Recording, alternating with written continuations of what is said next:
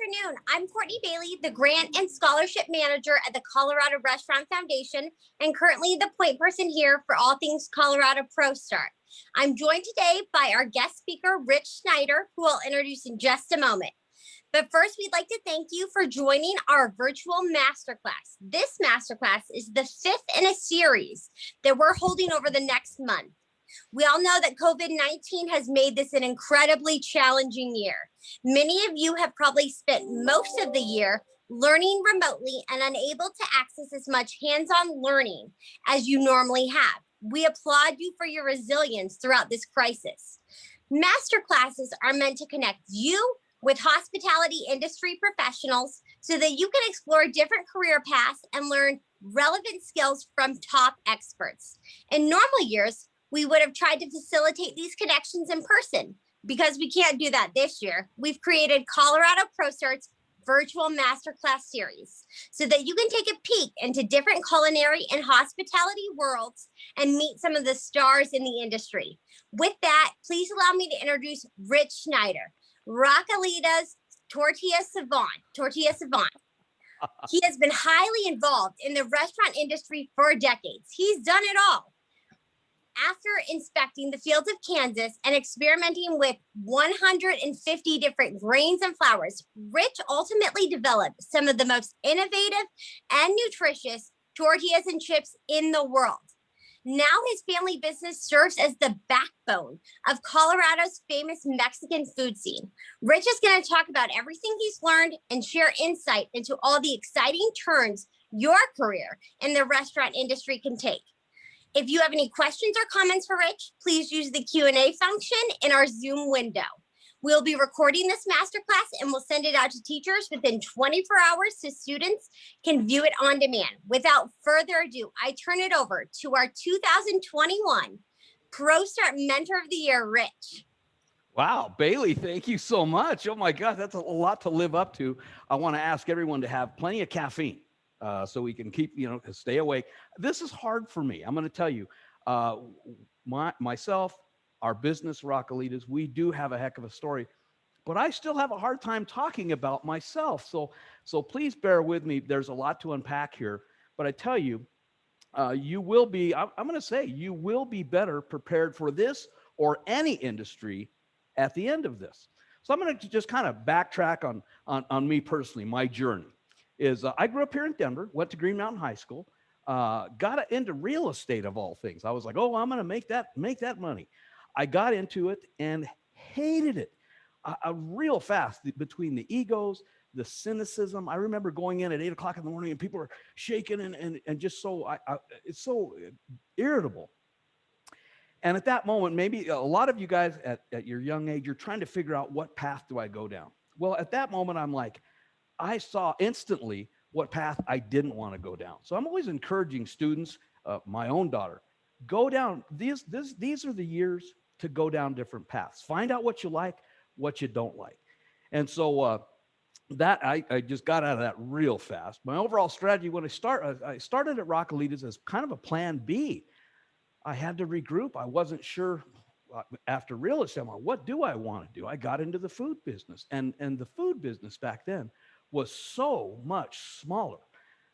Mexican restaurants, for example, oh my gosh, it was just, it was very, very small, but I was very lucky. I had a lot of people that influenced me, very helpful, very generous with their time. And I'm hoping that someday, a long time from now, some of you come up to me and hopefully I'm that for you. So I do have an open invitation for any of you.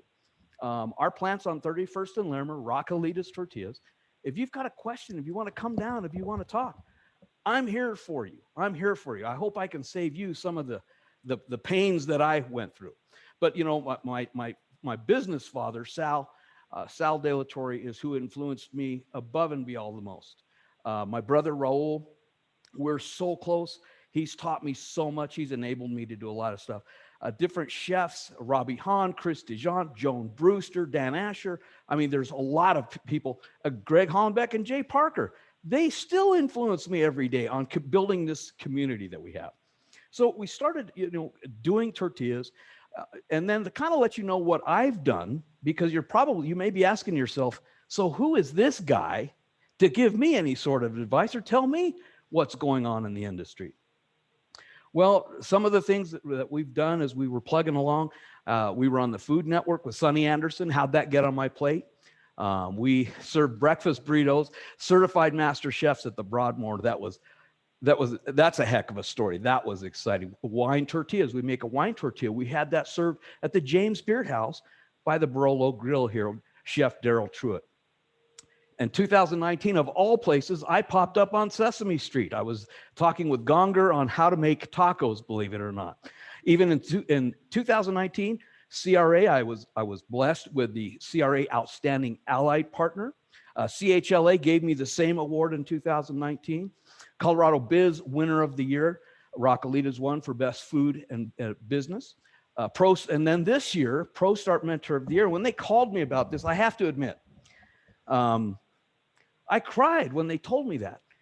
And the reason is I believe in ProStart. I've seen what it can do and how it will prepare you to get in what I feel is the best industry to get into, this food and beverage industry, hospitality industry. And we're going to dive into that. So, I mean, we've done some things. I've been of service on many boards here. Get involved. That's something to do. Get involved. So I've been on the Cherry Creek Innovation Campus on their advisory board, Colorado Biz Magazine, Colorado Hotel Lodging Association. I'm on that board of directors on that. The Colorado Restaurant Association, the foundation. This year, or actually for the next 2 years, God help them, I'm the executive vice chairman. And so we'll be doing some exciting things as we move that forward to help even more people in our industry. Metro Denver Lodging Council, I'm on that. Pueblo Community College, hospitality. I was just down there yesterday talking with Mo Montgomery, who runs that program. Obviously involved with the Modern Eater.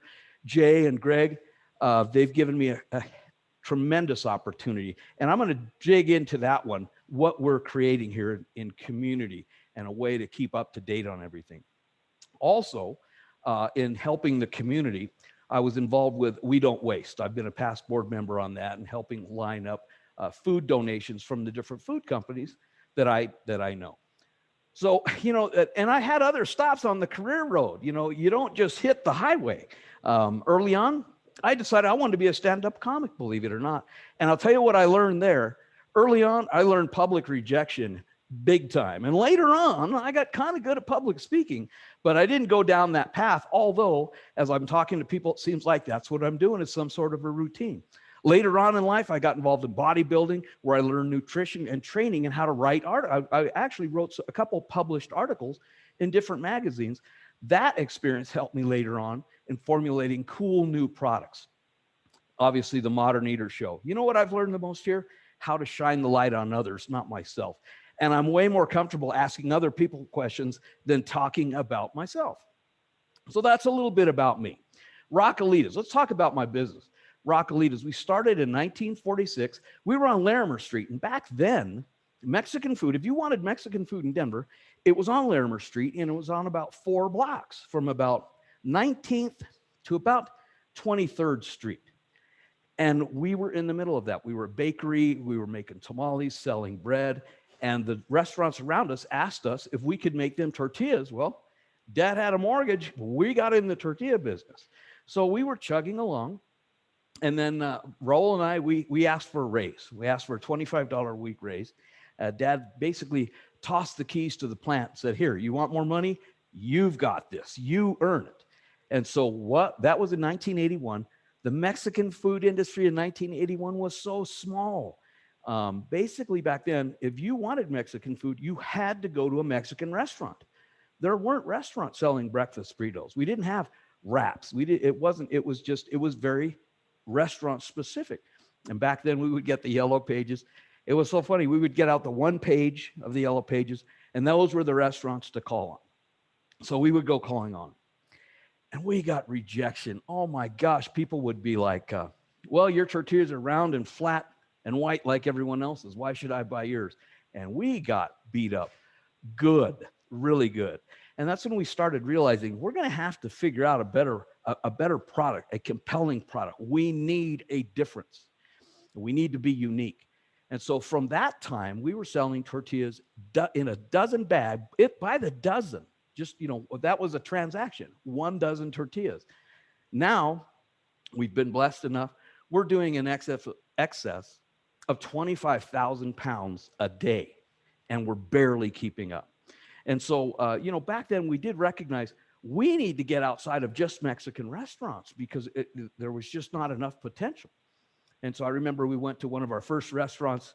It was on East Colfax. I asked them, Raul and I go in, would you guys be interested in buying our tortillas? It was an 8-inch tortilla. I still remember the size. Would you be interested in perhaps buying our tortillas, selling breakfast burritos? Heck, we'll come in and show you how to make the breakfast burritos. The gentleman looks at the tortillas and he looks at Raul and I and he says, do you see a donkey on the front of this place? I don't need this. And he threw them at us. And everyone in the dining room was laughing and making fun of us and jeering on us. And that was one of the moments when I was telling you about our breakfast burritos being served at the Certified Master Chefs reunion at the Broadmoor, Chef John Johnstone. And this is what happens in this family, in this hospitality family. We find ways to lift each other up. We find ways to shine the light on people, to give others that victory. And Chef John Johnstone, this is what he did for me. He knew that story. He invited me to breakfast with the certified master chefs. Now, in the world, there are like 67, maybe 69 certified master chefs. He asked me to come and have breakfast with him. I'm like, John, I am no chef. I can't cook. I burn the heck out of everything. And John's like, no, I want you to come. I want you to come and have breakfast. So I go, I sit down. Everyone's talking with me. They start bringing out breakfast burritos. And John looks at me and he says, my friend, he says, no one will throw tortillas at you anymore. And so, at the Broadmoor with certified master chef, I was a mess. But I'm going to tell you, that's what people do in this industry. We have it in our DNA. Maybe you have it in your DNA. You recognize it. This degree of servitude that you want to take care of other people. That's when you're at your best. And that's what you're going to find. You're going to find this huge, amazing family in this industry. In Colorado, pre-COVID, there was over 250,000 people in our family. And you know what I found amazing? Even when we had 250,000, there was always room at the table for one more chair. And so we never turned anyone down from this industry. It was inclusive. It was come jump in the pool, have fun with us. And so, that's the wonder of this industry. So we started making all different kinds of cool tortillas. We had to start being innovative. And I'll tell you what happened is once we got to that innovative stage, we had our product going to every state in the United States except for Hawaii. And we had to retreat. We could not keep up. But just to give you an idea, when people go, okay, so what have you done that's innovative? And please, I'm telling you this only so you know what may perhaps qualify me to stand here and talk to you. I'm not bragging about this. This was a team of people that helped do this. These were different people that brought us ingredients. These were customers that asked us, I need something unique. So for example, we started with doing blue corn tortillas, which I don't think there's anything special about it. I kind of call them the mullet of Mexican food. We were making flavored tortillas back in the early 80s. Chef Ray Berman, actually the first flavored tortillas was used to make pizzas. We were making fruit flavored tortillas, primary colors. We started recognizing the art, the science of making food and making it beautiful. You've got to make it beautiful to make it desirable. And so we did with primary colors. We started doing a Sabores de Mexico chip that was a garnish. I was tired of seeing plates that were white with yellow cheese. I wanted some colors on that. We were baking the flavored and fruit tortillas into little bowls. We were way ahead of the time on that. One of the things we did, wind-generated electricity. All the electricity in our plant is wind-generated electricity. Every amp, every volt, 100%. Then we made this. This was a fun project. Although we stopped making it, we just ran out of capacity. It was called a sandwich pedal, 10-grain gluten-free flatbread, and we were selling that all over the United States. That was an incredible product. We started working with some people, and I'm going to talk about culture later on. And now I can recognize our culture of our business and their culture of their business did not mesh. And that product really exposed that difference in culture. So we're going to circle back to that because ultimately that's probably the most important thing to look for as you advance in your career. So we were doing the sandwich pedals. We started doing what we call clean ingredients for Whole Foods. We were doing the flour chips for them. Then we also introduced a Colorado company called Colorado Mills. We started using their oils, fantastic, and we started promoting it. Now you find it all over the place, but we were ahead of the curve on that.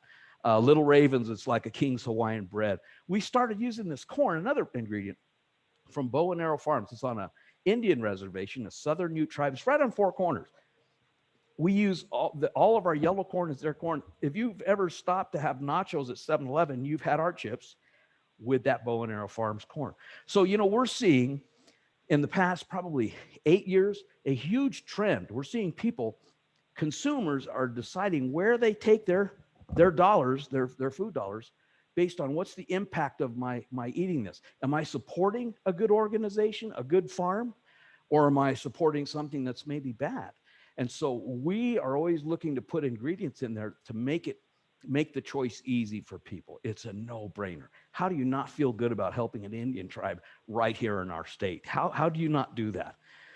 So that was one product.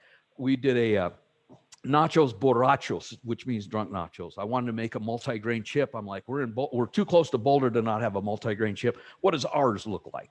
So I got the spent grain from Tommyknocker beer, mixed it with that Ute tribe corn, made them thick, dusted them. People go crazy at them. And it's another way to reuse that spent grain. It's better nutritious, all that. We're making tortillas with wine. I drove to Napa to do those. Those were served at the James Beard House in New York City, Chef Darryl. That was one of my best moments. Make an exclusive chip for the Broadmoor. That's an awesome one. We also, in the last couple of years, we started making wraps using green chilies from here in Colorado, not Hatch, Colorado green chilies from Musso Farms in South Pueblo and down in southern Colorado. I went to see Carl yesterday. We were walking out in the fields, seeing how this year's crop is going to look. And then we started making a nixtamal corn tortilla, which is how we used to do it, 100, well, to us, it feels like 100 years ago, but it's the way it should be made. That's been a fun product. Well, I've shown it to chefs and they smell the bag, and honestly, they get tears. They're like, my gosh, I haven't smelled that smell since my grandma's kitchen when I was a little boy. And that's another thing that we have an opportunity in this industry, is to elicit emotions from people. With food, you know how sometimes you hear an old song and it brings back a great time in your life, a great memory.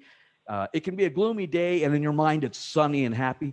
We have that opportunity to do that with the food that we choose to make and the people we choose to do it with. And so that's the opportunities in this industry that are amazing. We're using Ardent Mills transitional wheat, helping the farmers financially, helping them go from conventional wheat to organic wheat. We're helping them make that jump because they incur the cost, but they don't get the benefit. We mix that wheat that flour, into every single flour tortilla that we make. This past year, we made a hibiscus corn tortilla and hibiscus chips that my neighbor Felix, beautiful. And we did it the hard way. We did it with hibiscus leaves and cinnamon and clove. They're amazing. They're amazing. And, I've got a couple more up my sleeve. The problem that I have is people dig our products. They've blessed us with their business. I only have so much capacity yet to give to these new innovative products. And that's what's hard, because I have some that are amazing up there. So I'm working on that. And so let's segue into what all this means to you. Because I remember at our time, it's like, okay, so I've got this cool product and they're awesome. But you know what? No matter how great of a product you make, they don't sell themselves. You got to get out and you got to convince somebody that this product is great. This will help them. This will help their customers. And this isn't just in the food business. This is in any business. You better learn how to position your product, market it, and protect that. So let's talk about brand positioning. I have whiteboards all around my office.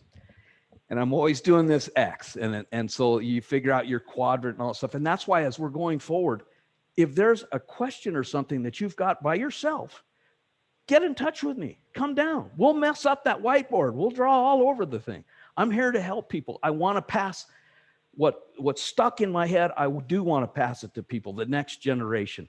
Um, anyway, let's go to that.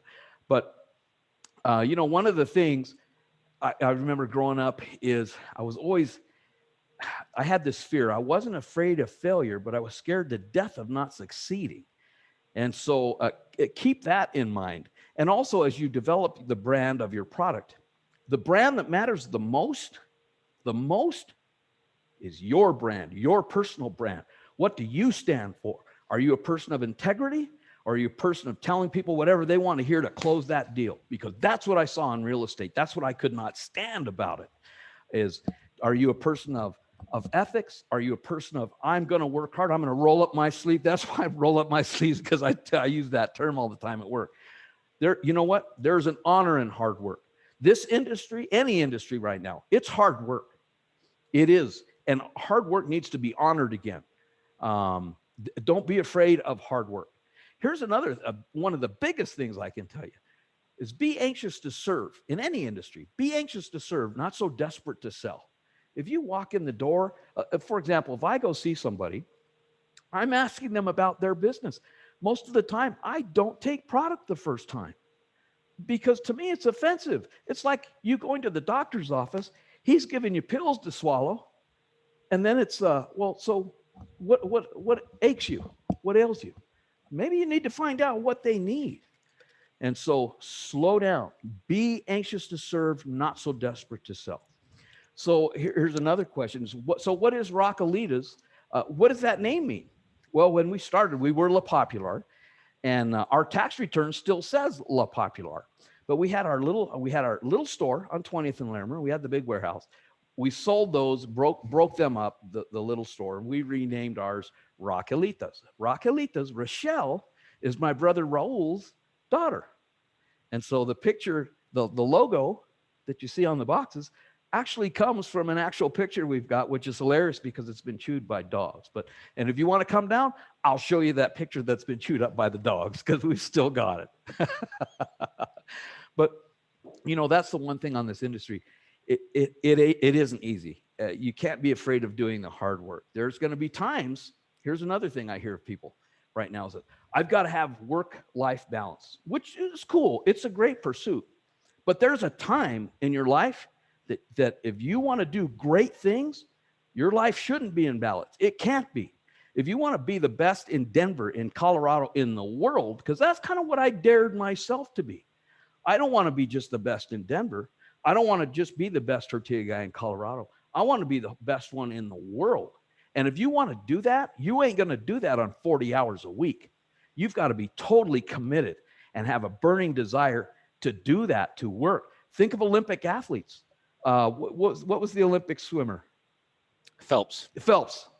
Trust me, when they're getting ready for the Olympics, how many hours are they in the pool? How many days? Their life is not about balance. There will be a time and a place for that. And mine is approaching. And I have been a little out of whack. But if you want to be the best, just know that it's not going to happen on 40 hours a week. Here's another thing you're probably looking around as you look at a career choice for our industry. What is my income potential? I wanted to make money when I was young. In fact, for many years, it frustrated me because I did want to achieve things. I wanted a nice cars. I wanted a nice house.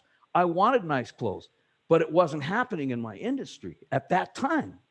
At that time, it didn't. We had to go out and fight for it and make it happen.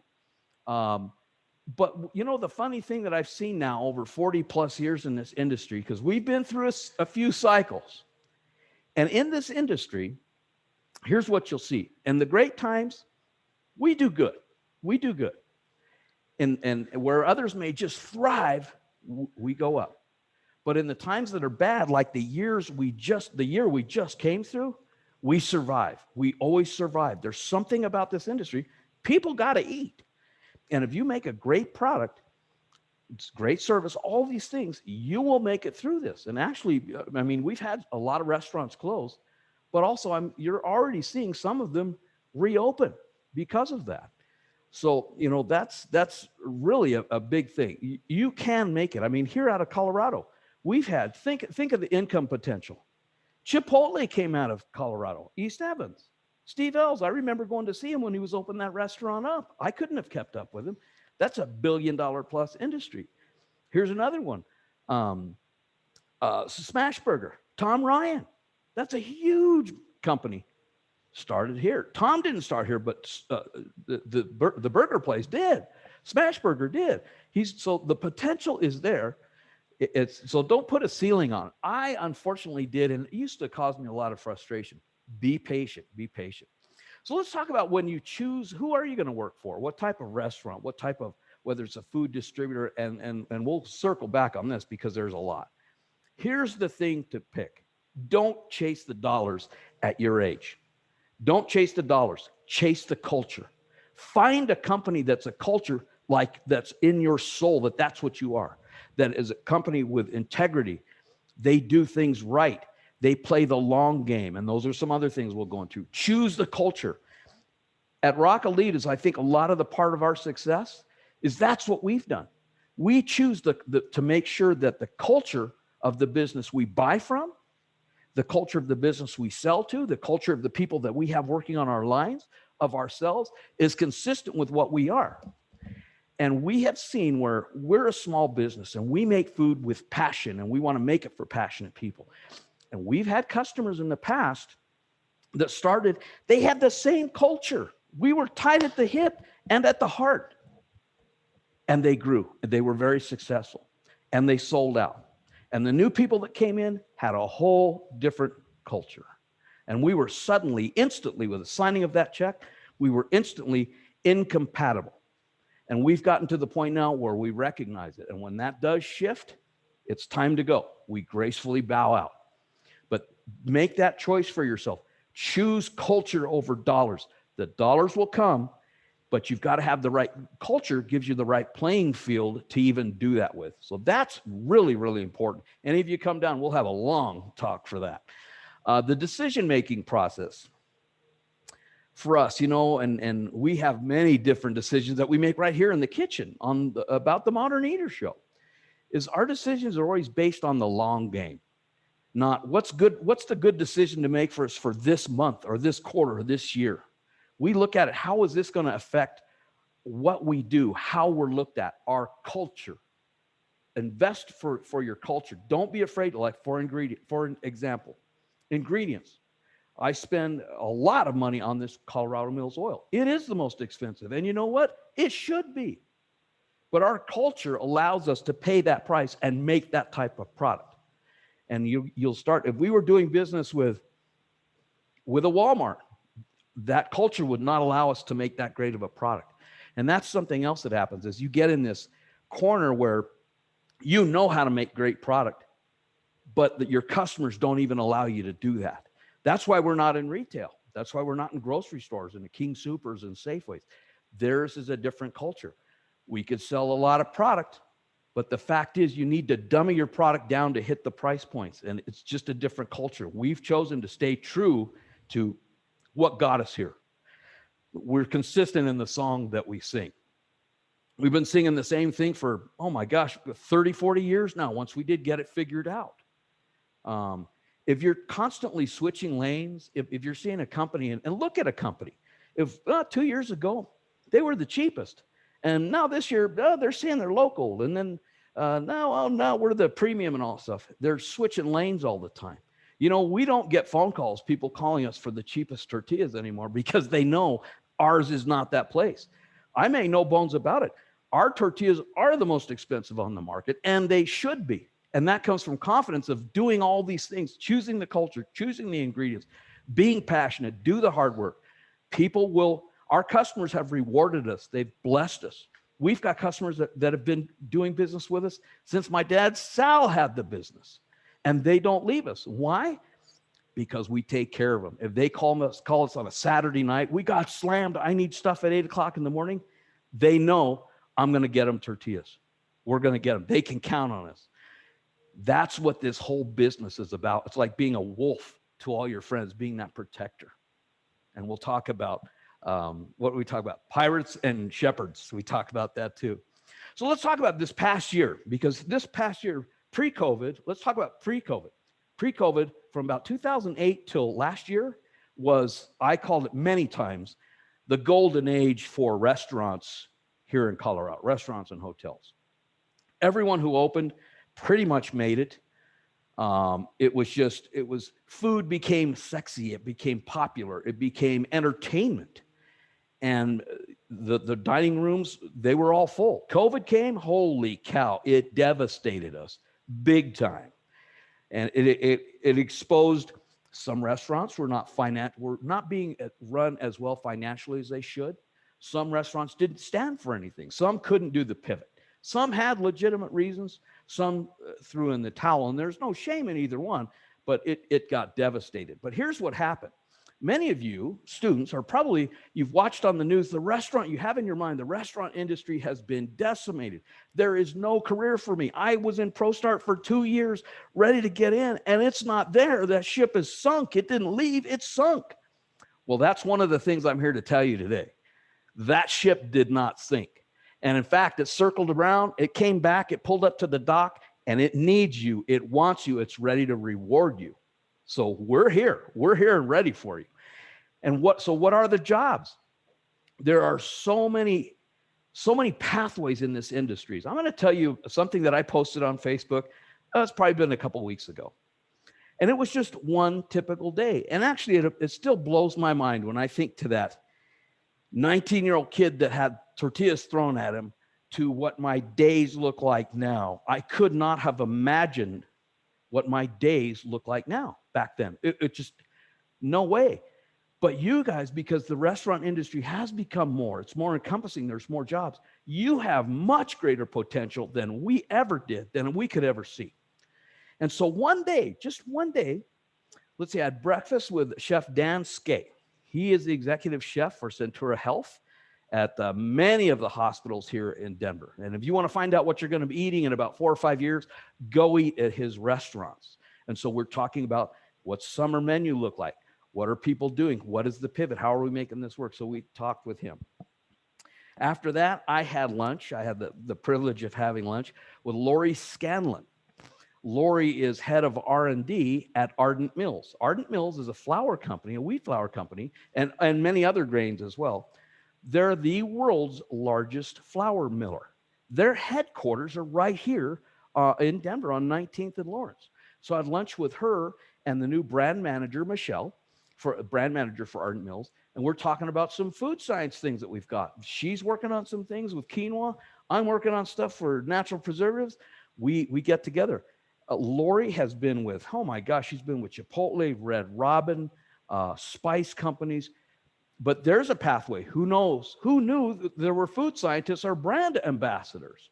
After I got back from lunch, I ran down to the plant. I had my friend Jason Morse, an incredible barbecue chef. He was a country club chef, well-known, well-respected. Here's his career path. He started making spices, selling spices at Ace True Value stores. And so he had to carve his own path.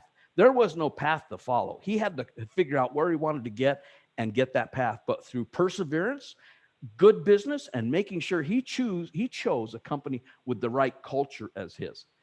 Jason now is in I believe, every True Value store all over the United States. He's got a fleet of trucks driving around, teaching people barbecue, how to use different grills, reverse sears, all these amazing things.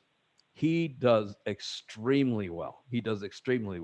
And who's making his products? He's got a company here at Talco making his spices. Another Colorado family that's been in here forever. Dinner comes, get done with Jason. Dinner comes, go to lunch with Justin Adrian. Justin Adrian is the president and operations manager.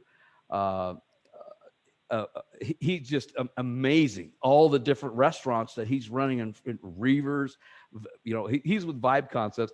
It's amazing what he does. And you'll probably hear more about him. He has joined the CRF, and he will be getting involved in some the different programs that we've got coming up.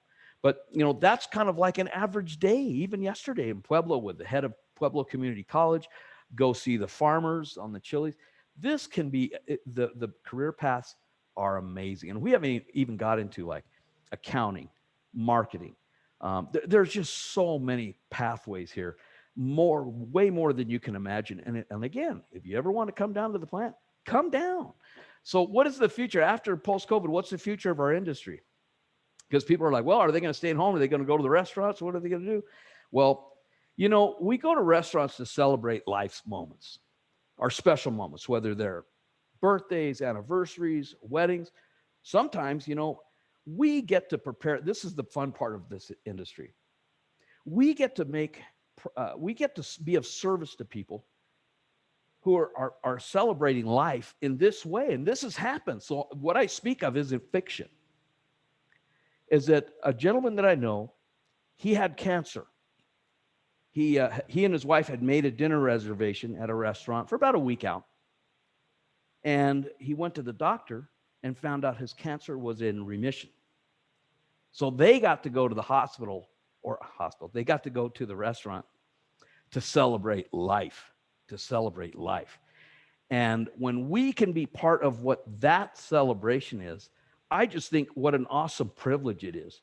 And truly, my 40 years, it's been a privilege to be of service to so many restaurants, hotels, resorts, the drivers of the trucks, the account, all the things. It truly has been a privilege.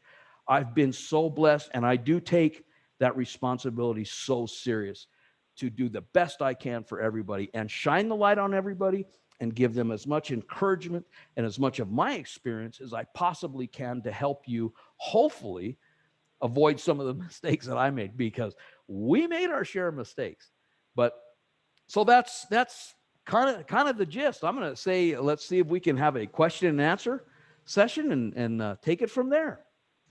Yeah, Rich, everything you're saying is so incredible and so relatable. Can you tell us a little bit more about Little Ravens? Where did that come from? How does that connect to ProStart? Give us a little insight on that. Oh, Bailey, I love you. Thank you. Okay, Little Raven, when we make our products, you can choose to just make a product, or you can make something that's like a child. Every product is like one of your child. And so the Little Ravens, I wanted to make a whole wheat tortilla. Like if King's Hawaiian Bread made a little tortilla, what would it be like? So I got Colorado whole wheat. We sweeten it with agave. We make them little. And so here's a thing that's little, sweet, and kind of brown. Well, that's my daughter Raven. So we named that product. We named them Little Ravens. And Raven has been in ProStart. She was in ProStart for I believe 2 years here in Colorado at Grandview. Audra Dunleavy was the teacher there. And her team did very well. They won state on the business side of it. And then they went to the nationals. I went to Johnson & Wales in Providence with them, where they placed 5th. But that's where I saw the ProStart program.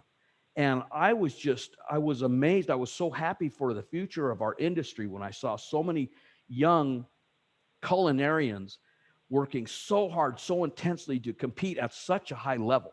I mean, okay, I'm old. Okay, high school in 1978, I was making grilled cheese, and I was probably burning it at that time. And you see the food that these students are making.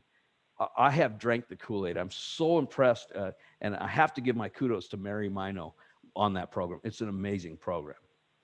So that's where Little Ravens come from. Awesome. So, Rich, you kind of talked about your connection with U-Tribe, with Modern Eater, with the Colorado Restaurant Association, with the foundation. What have those connections really meant for you at Raquelitas in your personal career? Give us an insight of how important those connections really are. You know what's funny? It's actually quite ironic how being involved with more organizations, and as they're all different. We Don't Waste has a mission. Colorado Restaurant Association has a mission. Colorado Restaurant Foundation has a mission. The Modern Eater has a mission. And even though as they compete for time, being in them and helping others make connections, solve problems, make introductions, truly helping that business, helping that family, and maybe even their kids eat better because of the things that we do. It energizes me. I'm old. I should be tired, but I'm more energized than ever because of my involvement in all these different organizations. But that happens only because each organization on its own is very robust and dynamic. It's not like I'm having to carry anything. I get to fill the sails with even more wind. And so, yeah, getting involved. I'm going to tell any of you getting in this, get involved. You don't need to join as many as I did right off the bat, but jump in the pool somewhere. It will make you better. Excellent. And on that topic, we've been talking a lot lately on our master classes about supporting our local food kind of production and industry. Why is that important? Oh, that's a great question. How much time do I have? Because we did local. We got on the. I'm not going to say we got on the local bandwagon, but we had to buy local. We had an 800-pound gorilla in our backyard, and they were making it hard for us to buy our ingredients. So we had to start forging relationships with the farmers. We had to buy local just to survive. But at the same time, we noticed, wow, people really like this. This plays very well here in Colorado. People really want that. So I'm always of this, I buy as much local as I can. I promote them. I put the companies, the ingredients, the logo of the company, Colorado Mills, for example, I'll tout them. They're very worthy of our touting. We print their logo on the top of the boxes. I wanted other companies to know what a great oil this was. And I wanted other companies to know, even the tortilla makers. In fact, we pulled ingredients into distribution, making it easier for other companies. But local is here to stay. Local is going to only grow. And actually, local may be other people's key to survival, because we have in our industry right now huge transportation problems, challenges. And so local is going to be, it may be your key to survival. Now, here's another thing I want to pound on, is local gets, I think, very abused. There is really, I bet if you were to ask 100 different people, what does local mean in regards to food, you'd probably get 100 different answers. So does local mean, oh, there's we'll just say a bread company. There's a bread company. They're just a block away, but they're buying flour from somewhere else. They're getting shortening from South America. They're getting their flour from Oklahoma. They're getting their boxes from Chicago because they're cheaper. They're getting their bags from China. So is that local? Tell me how local that is. And so that's one thing we really dig down on, or we have chosen to, is I don't want to just barely, I think it's wise. And so I'm going to say we want to, and I think it's wise to. Don't just clear the bar on local, kill it.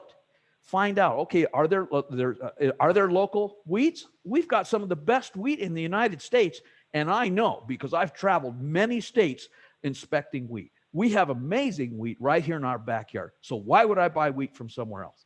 Colorado Mills, their oil. Here I go again with Colorado Mills. It's grown and pressed right here in Lamar, Colorado. Why would I buy my shortening from South America if I can support 500 family farmers here in Colorado? That's local. How about where am I going to get my boxes? I might pay a little more, I might invest a little more, but I'm helping the corrugators here in Denver, helping them stay busy, helping those families eat. My bags, I won't even buy bags from China. My bags come from Missouri right now. And so local gets beat up. I think people need to dig into that, but that's a great question because it does get abused. I feel it gets abused a lot. And so, I have very strong beliefs on that. Thank you, babe. That was a great question. Yeah, we have another question here that is, how do you use social media? How does that promote your business and promote local businesses? Boy, I wish we had that available in 1981, 82, 83. Because, it was a food show. We had food shows once a year. Well, you can't gain any traction. Social media, with its benefits and its evils, can be used very, very well. For example, this past year, I love, if you have a story, you've got to tell it. And social media is a great way to tell it in your own words. They're unfiltered, uncensored. This past year, I'll give you an example. And I hope I don't upset some of my customers, my distributors on this, is when COVID hit, they had a lot of tortillas from other companies in their warehouses. And we had a lot of demand for our products. So they emptied out of ours. And so they were saying, the distributors were telling people, hey, Raquelitas is out. They're broke. You got to use these other products. So I had people calling me saying, Richie, are you and Raul, Madi, everyone okay? Yeah, of course we're okay. I'm here working. Oh, we heard you're down and all this stuff. And I kept hearing that and hearing that. And so I had to go on social media and show them, here, we're running, we're making product, and we can fill your orders. And within hours, suddenly I had our orders from the distributors to refill their stocks. So here's what social media can be used for: to tell your story about local, whatever it is. Don't lie about it, but certainly tell the truth. You got to tell it. I think it's a way to give, to tell about the culture of your business in your own voice, and the agility. I mean, my gosh, we've made a post on something and it'll be seen by 5,000 people in about 2 hours. And so it can be used very, very wisely. However, there are some people that aren't using, I'm going to say, as smart as others, and they should probably consider what they're putting out there. Excellent. We have a question too about how many employees are at Raquelitas, and where can we find your product? Well, there's two questions there. We've got at Raquelitas right now, we're probably at about 25 people, and I'm going to tell you, I think right now we've got the best team we've ever had. Truly, everyone. When we started looking at our people through the eyes of what's their culture, what's our culture, we started bringing in better people, and we retained those great people. So we're at about 25. We manufacture 6 days a week, right now 2 shifts a day, and that's really where we want it to be. So that's where we are there. And Bailey, I forgot the second question.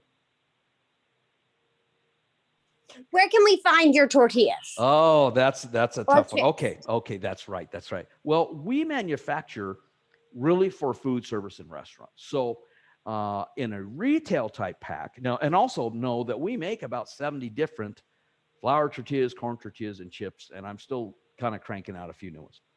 Marzics markets, great stores. Their culture is exactly like ours. We are tied at the hip.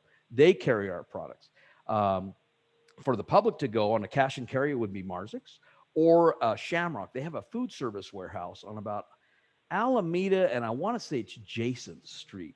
And a lot of chefs, a lot of your food trucks are going there to pick up product. But, excellent. So let's round it out with one last question. Sure. How can students stand out to others wanting to pursue this job in this industry? What can they do now in high school? Okay, I guess part of that is going to be let's see. What can you do to make yourself stand out? Number one, you've done a huge step by being in ProStart. Number one, you put yourself so far ahead of the curve, more than you realize. Truly, every one of you, 4 years, 6 years, 8 years from now, will be looking back going, wow, how much I was exposed to and how much I learned at ProStart. So number one, you've got an advantage on practical knowledge, on the language of our industry. I would look at the culture of the business. I'll give you an example. My daughter Raven, she's a very personable person. She likes to deliver an experience with interacting with people. She worked at a restaurant downtown. Basically, she was a cashier. And it was all about speed. And so she could not have conversations with people because the people behind would get mad. It's like, hey, I gotta hustle this up.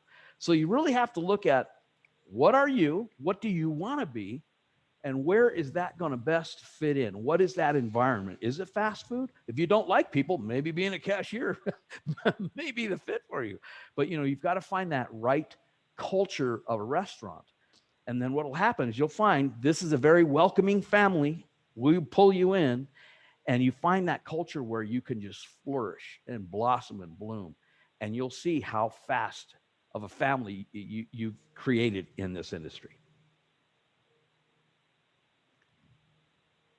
Excellent. Thank you so much, Rich. Thank you, Modern Eater. Thank you to the Colorado Restaurant Association. This has been such valuable information for our students, and we are so excited to share this with everyone around the state. So thank you very much. Thank you. Good luck. And I hope some of you reach out to me, and I hope to see you in some of our in our industry. You're welcome. Come on in. Wonderful. Thank you, everyone, for joining us. Have a great day.